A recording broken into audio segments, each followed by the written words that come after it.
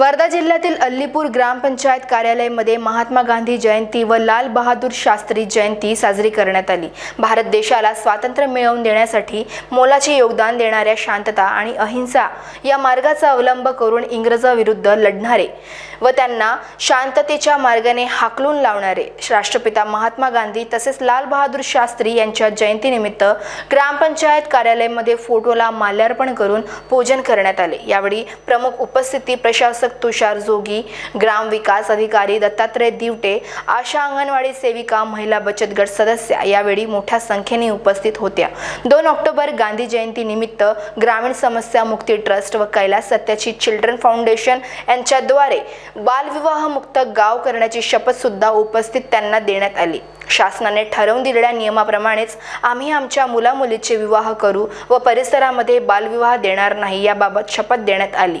बालविवाह, बाल लैंगिक अत्याचार, ट्रॅफिकिंग, बाल तस्करी याबाबत उपस्थितांना माहिती देण्यात आली। गावातील माजी ग्रामपंचायत सदस्य काळे यांनी उपस्थितांना दिली।